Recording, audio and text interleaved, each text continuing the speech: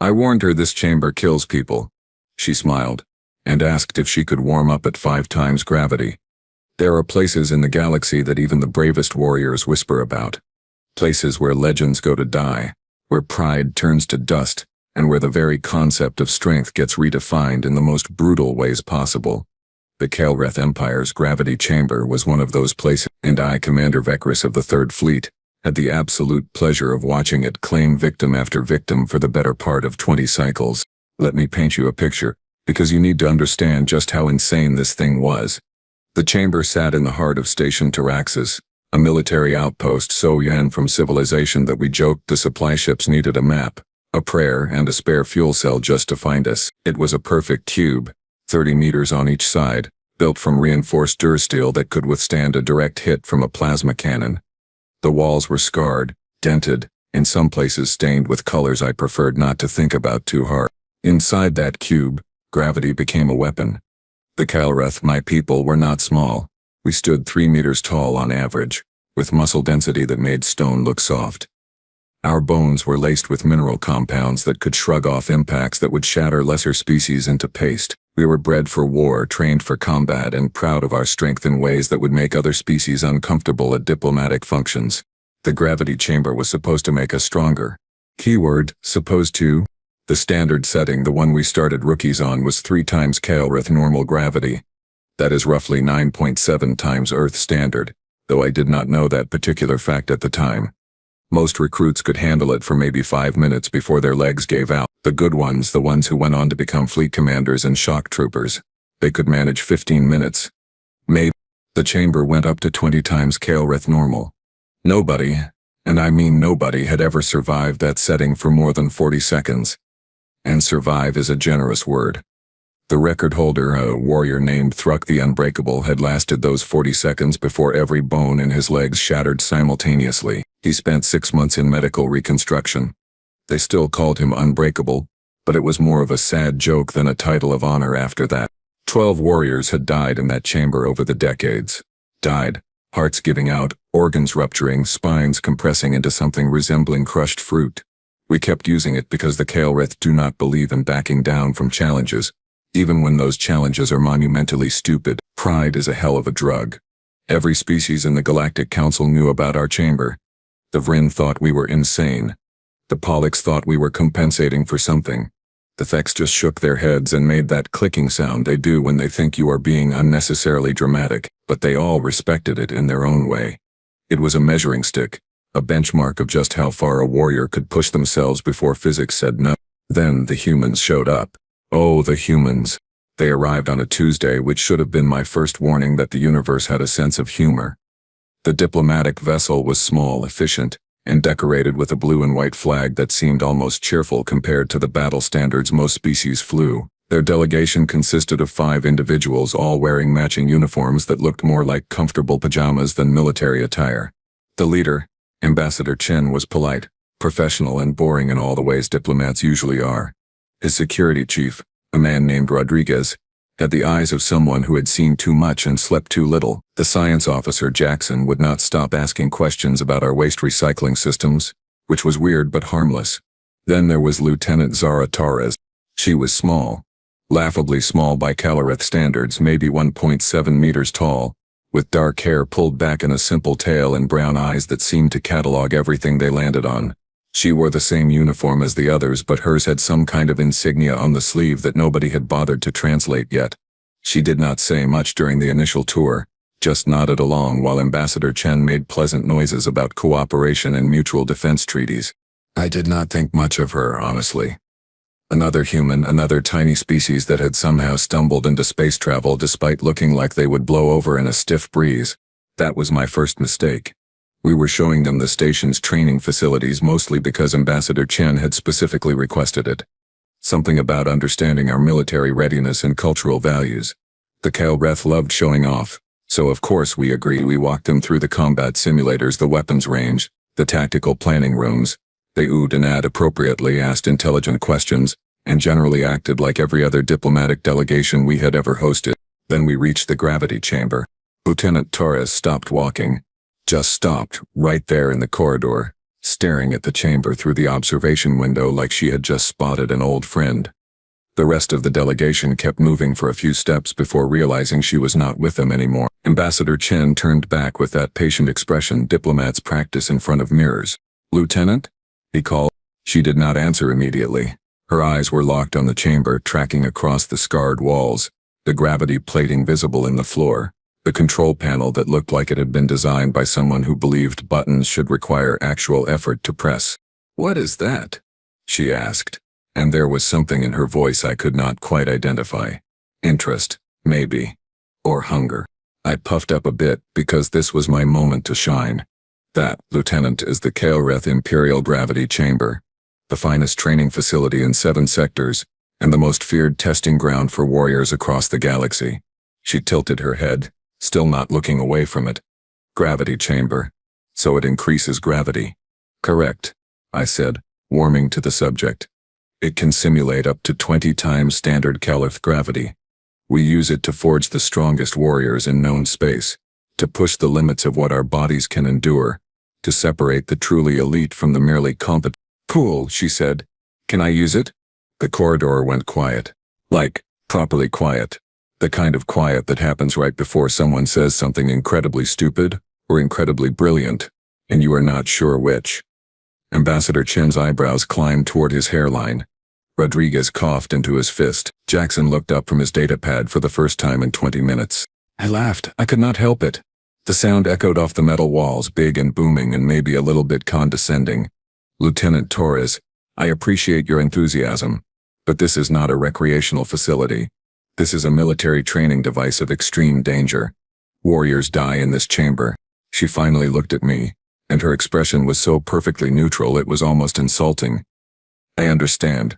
Can I use—" My second-in-command, Officer Kelrix, stepped forward. Kelrix was old, scarred, and had the kind of patience that came from dealing with young idiots for 3 decades. "Human, the lowest setting on this chamber produces forces that would crush most species flat. Your bones are not dense enough. Your musculature is not developed enough, and your cardiovascular system is certainly not adapted for this kind of stress." Zara nodded along like she was listening to a weather report. Right. So is that a yes or a no?" "It is a no," I said firmly. "I cannot in good conscience allow you to enter that chamber. The diplomatic incident alone would end my career. Never mind the actual tragedy of watching you get pulped." She sighed, the kind of sigh that suggested she had been expecting this exact conversation. Then she turned to Ambassador Chen. "Sir, permission to speak freely?" Chen pinched the bridge of his nose. "Granted, though I suspect I am going to regret this. I have been training in high-gravity environments since basic. I have logged over 2,000 hours in chambers similar to this. And with all due respect to Commander Vekris and his very valid concerns, I am bored out of my skull on this station and could really use a workout." 2,000 hours. The number hung in the air like a bad smell. "Impossible," Kelrix said flatly. "No species outside the Kael'reth, the Vren shock troops, and possibly the Thek stone warriors could accumulate that kind of exposure time without severe physiological damage." Zara shrugged. "Humans are weird. We adapt. It is kind of our thing." Rodriguez spoke up for the first time, his voice gravelly and resigned. "Commander, if I may, when Lieutenant Torres says she wants to use your facility, she is going to use your facility. The only question is whether you give permission now, or whether she sneaks in later and we all pretend to be surprised about it." "I would not sneak," Zara protested. "You absolutely would sneak," Jackson added helpfully. Ambassador Chen looked like he was doing mental calculations about insurance policies and funeral arrangements. "Commander Vekris, what would it take for you to allow this? Assuming, purely hypothetically, that we could demonstrate the lieutenant's capabilities." I looked at the human, really looked at her. She was standing there in her comfortable uniform, relaxed, patient, and completely serious. There was no bravado in her expression, no false confidence. She genuinely believed she could handle the chamber, which meant either she was delusional, or I was missing something fundamental about human physiology.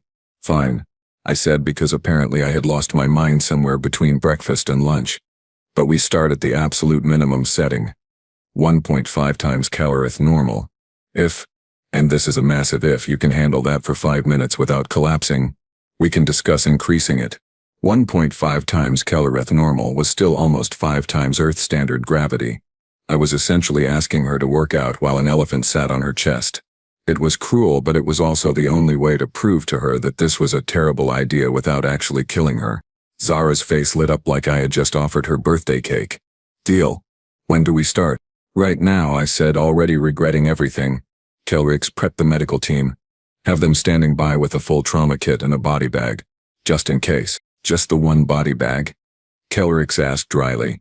We can hope, I muttered. The human was already heading toward the chamber entrance, rolling her shoulders like a fighter about to enter a ring. Ambassador Chen looked at me with an expression that clearly said, this is your funeral too, you know. I was beginning to suspect he was right. Zara walked into the chamber like she was entering a hotel room. Casual, unbothered, maybe a little bit curious about the minibar situation, she glanced around at the scarred walls, tapped one with her knuckle to test the material, and then turned to face the observation window where the rest of us had gathered like spectators at a particularly morbid sporting event. Ready when you are, she called out, her voice coming through crystal clear on the communication system. I moved to the control panel, my fingers hovering over the settings. Kellerich stood beside me, his face carved from pure skepticism. The medical team had positioned themselves nearby, their equipment humming softly. Rodriguez and Jackson pressed against the observation window, while Ambassador Chen stood slightly back, looking like a man who had accepted his fate. Lieutenant Torres, I said into the comm, giving her one last chance to back out with dignity intact. I am setting this to 1.5 times standard, Kelrith gravity. That is approximately 4.8 times your Earth normal. If you feel any pain, any discomfort, any sense that your body is failing, you say the word stop, and I will shut it down immediately. Do you understand? Understood, Commander, she replied, and I swear she sounded amused. Fire it up. I engaged the gravity plating. The change was instant. I had seen this 1,000 times. The way trainee warriors would suddenly compress, their knees buckling, their spines bending under the impossible weight. Strong ones would manage to stay standing, but their faces would twist with effort, sweat breaking out immediately as their bodies screamed in protest. Zara dropped into a crouch, absorbed the increased gravity, and then stood back up. Just stood up, like it was nothing. Like I had adjusted the temperature instead of multiplying her body weight by nearly 5. Oh, she said, bouncing slightly on her toes. Oh, this is nice. This is like the gym back at Fort Bragg. Little lighter, actually. Kale Ricks made a sound that might have been a dying animal. Lighter? I repeated, certain I had misheard. Lieutenant, you are currently experiencing forces that would incapacitate most species. Forces that require our best warriors to fight just to remain standing. She was stretching now. Actually stretching, reaching down to touch her toes, rolling her neck, doing these little twisting motions with her torso. Yeah, I mean, it is a good warm-up level. You want me to just stand here, or can I actually work out? I looked at Kellerix. He looked at me. Neither of us had any idea what to say. You may do as you wish, I finally managed. What happened next will haunt me until my dying day. Zara dropped to the floor and started doing push-ups. Fast ones. Her form was perfect, her breathing steady, and she was counting out loud in that cheerful way that suggested she was having a wonderful time.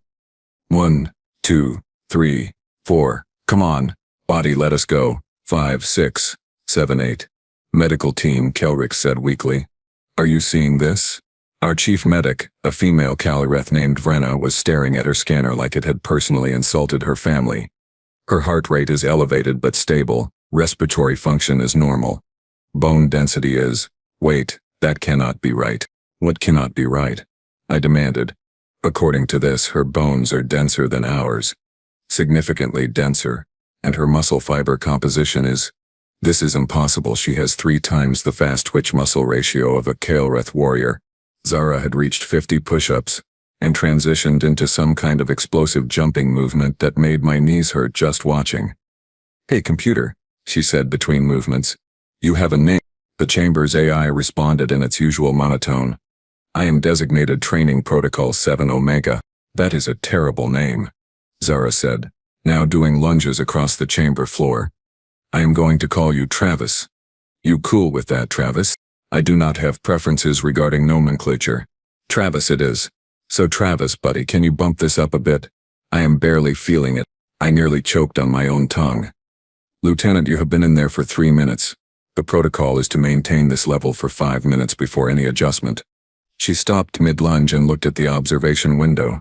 Her face was slightly flushed, but she was not even breathing hard. Commander, respectfully, I am not breaking a sweat. If we are doing this, let us actually do this. Bump it to 3 times Calrith normal. 3 times. The level we started our rookies at. The level that made grown warriors weep. Absolutely not, I said. Come on, she whined, actually whined like a youngling denied dessert. I flew 6 weeks in a cramped ship to get here.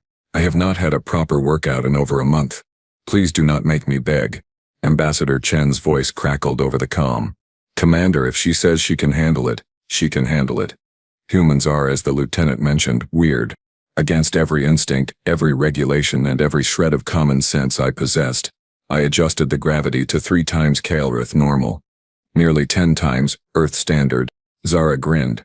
Then she started running. Not jogging. Not a controlled pace meant to survive. Actually running like she was late for a transport, her feet pounding against the floor in a steady rhythm.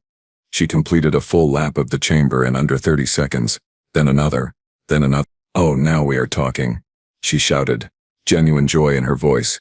Travis, you beautiful machine, what is the maximum setting on this thing? 20 times standard Calrith gravity, Travis replied. Perfect. Let us work up to that. Kelrix grabbed my arm. Commander, we need to stop this. This is madness. Warriors die at those levels. I wanted to agree. Every part of my training said to shut it down, to preserve this strange human's life. To prevent the diplomatic nightmare of her death. But I could not look away. She was doing acrobatic movements now, flips and twists that should have been impossible under that much gravitational stress. And she was laughing. Actually laughing. How are you doing this? I asked, not really expecting an answer. Zara paused, hands on her hips, barely winded. Humans evolved on a death world, Commander. We are persistent, we are stubborn, and we are really, really hard to kill. Also, I might have forgotten to mention that I hold 3 galactic records in zero-G combat, and I was the heavyweight division champion for the Sol System military games 2 years running. She had buried the lead somewhat. Now, she continued, cracking her knuckles. Can we please stop wasting time and get to the actual workout? Bump it to 5 times and let me show you what a human can do. I looked at my crew, at the medical team with their useless scanners, at Kelrix, with his expression of existential horror. At the humans who were nodding like this was completely normal. Then I increased the gravity to 5 times Calrith normal, and I watched a human redefine everything I thought I knew about strength. 5 times Calrith normal gravity was not a training level. It was an execution method that we occasionally let warriors volunteer for.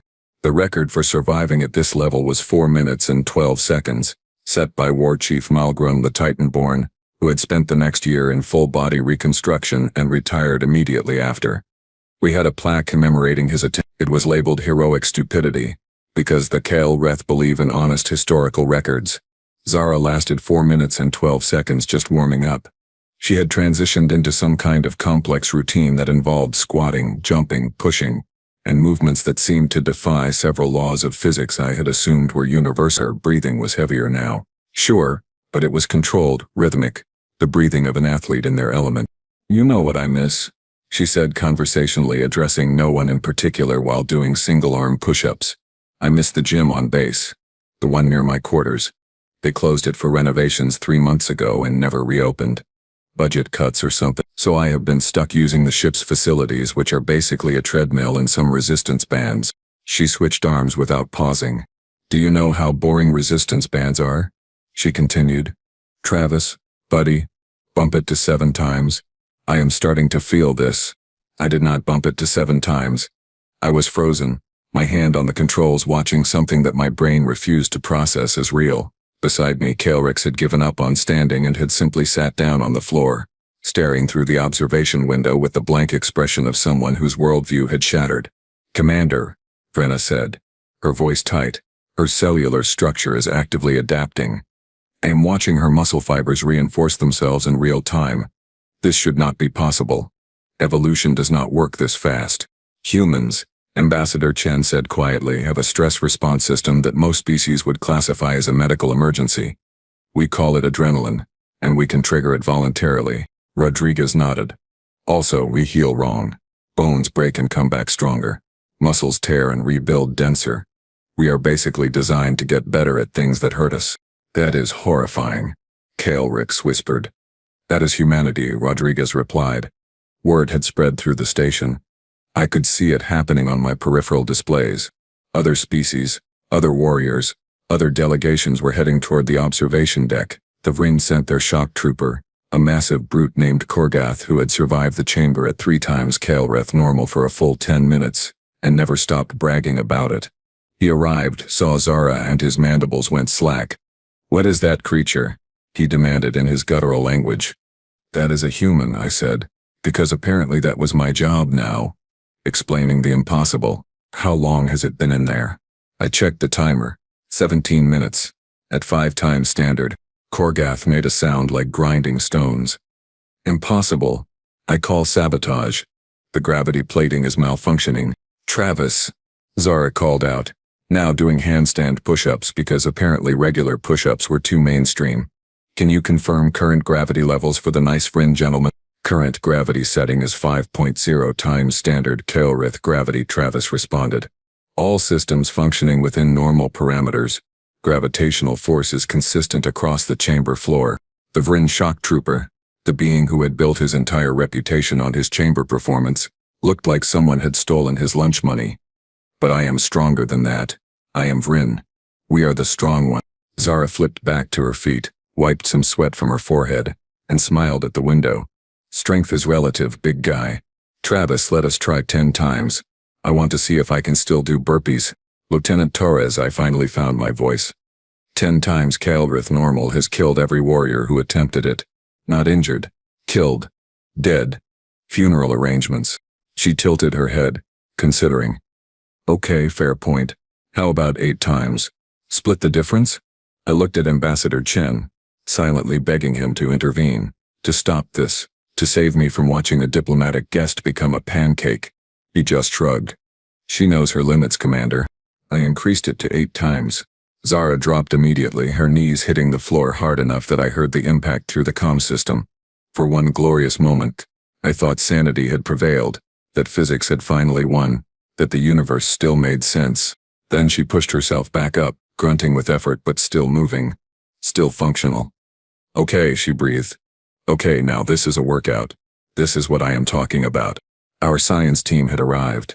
5 researchers representing 4 different species, all carrying scanning equipment that was probably worth more than my annual salary. They deployed their instruments, checked readings, rechecked readings, and then started arguing with each other in 3 different languages. The polyxenobiologist was clicking so fast it sounded like applause. The Thex physicist had entered what I recognized as a meditative state of denial. The human scientist, Dr. Palmer, was laughing so hard she had tears streaming down her face. What is funny about this? I demanded. Dr. Palmer wiped her eyes. Commander, do you know what Earth's gravity is? No. 1 Earth gravity is approximately 0.32 times Kaelrith normal. Meaning right now Zara is working out under roughly 25 times her home planet's gravity. She let that sink in. And she is complaining that her gym got closed. Zara had started doing jumping jacks. Jumping jacks. At 8 times Kaelrith normal. Each impact when she landed made the chamber floor vibrate. Commander, Kaelrith said, his voice distant and hollow. I think we need to reconsider our warrior training program. Korgath. The Vryn had left. Just turned around and walked away without another word. I could not blame him. His entire identity had been built on being strong, and a human half his size was casually demolishing every metric he had used to measure himself. Zara completed her set, then looked up at the observation window. Hey, Commander. What is the record for continuous time in here? Hey, Commander. What is the record for continuous time in here? Just curious. 42 minutes, I said automatically. Set by Champion Rex at 2.5 times standard. She checked something on her wrist. A small device I had not noticed before. Cool. I have been in here for 28 minutes. Think I can grab some water. My bottle is out here. Then we can keep going. Keep going. She wanted to keep going. I lowered the gravity to 0, and she bounced out of the chamber like she had just finished a pleasant stroll, grabbed her water container, drank deeply, and stretched her arms over her head. This is a great facility, Commander, she said brightly. Thanks for letting me use it. Same time tomorrow. Tomorrow. She wanted to come back tomorrow. I did what any rational commander would do in that situation. I agreed, excused myself, went to my office, and spent the next hour staring at the wall while questioning every life choice that had led me to this moment. 3 weeks later, the gravity chamber had become the human recreation center, and I had developed a stress twitch in my left eye. Zara showed up every morning at 0600 hours without fail like some kind of exercise-obsessed machine. She would nod politely to whoever was on duty, enter the chamber, and proceed to spend 90 minutes doing things that violated everything we knew about biology, physics, and common sense.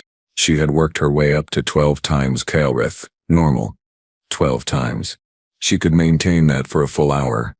After week 2, she started bringing a datapad into the chamber so she could read reports while doing squats. She was multitasking her workout at gravity levels that had previously been considered weapons. But it got worse.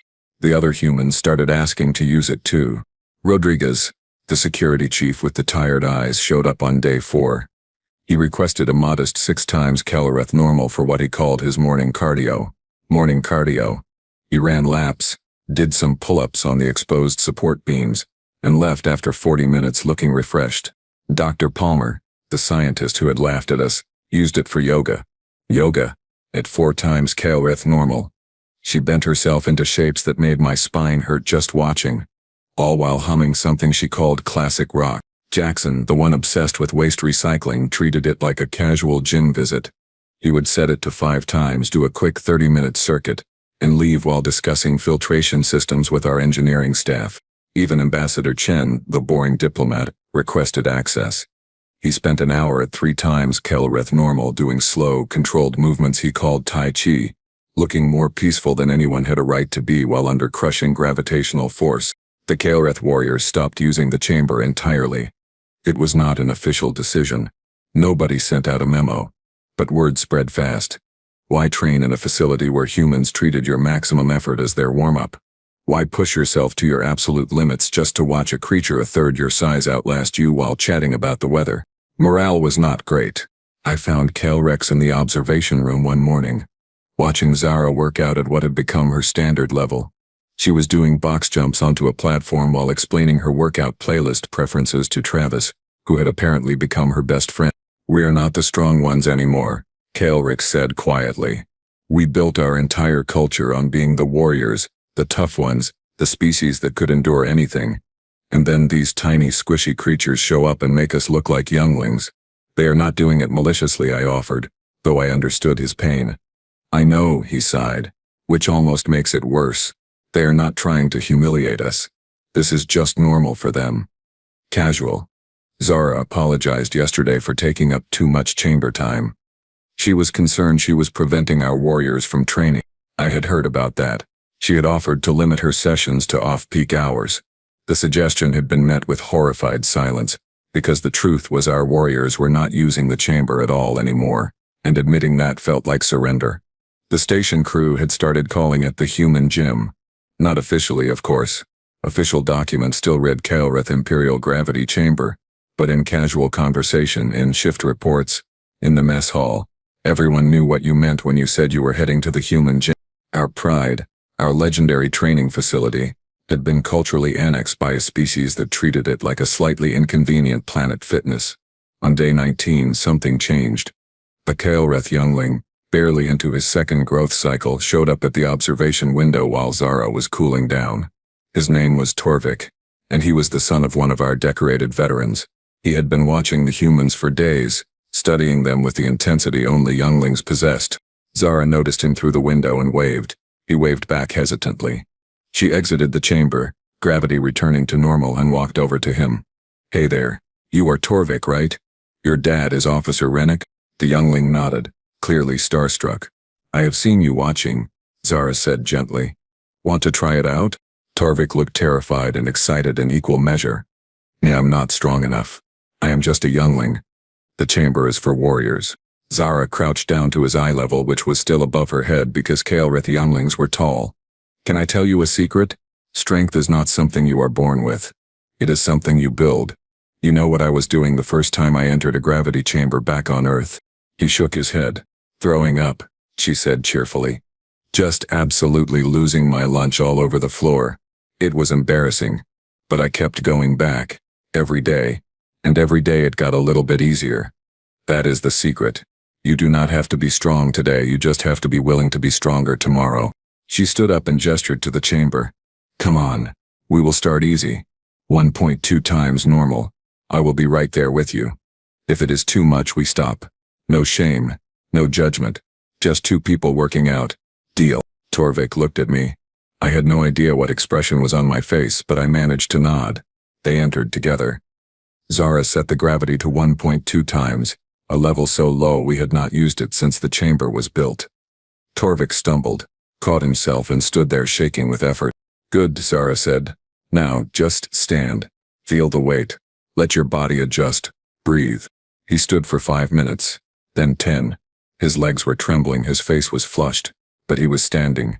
When Zara finally lowered the gravity, he was grinning so wide I thought his face might split. I did it, he whispered. I actually did it.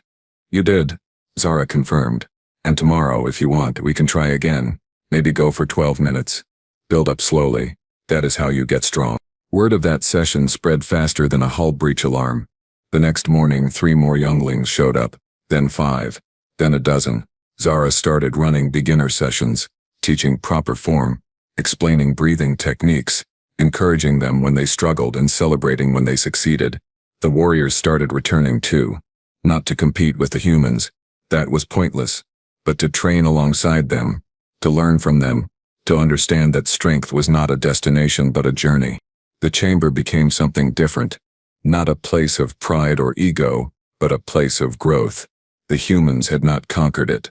They had transformed it into what it should have been all along. I stood in the observation room 1 month after Zara's first session, watching her spot for Kelrix while he attempted 5 times Kelrith. Normal for the first time in his career. He was struggling, sweating, and absolutely determined. Zara was cheering him on like he was her own brother. Humans, Ambassador Chen said, appearing beside me with his usual quiet timing. We have a saying back on Earth. It is not about being the best. It is about being better than you were yesterday. Your species is terrifying, I said, but there was no heat in it, just honest observation. He smiled. We prefer persistent. We are just very, very good at not giving up. Zara had gotten Kelrix through his session. He was laying on the floor gasping and laughing. Actually laughing. I had not seen him laugh in years. Humans had not just survived our chamber. They had taken our symbol of brutal strength and turned it into a symbol of hope, growth, and community. They had redefined what it meant to be strong, not by overpowering us, but by including us. And somehow that was more impressive than anything else they had done. My eye stopped twitching. The human gem was open for business, and the galaxy was better for it.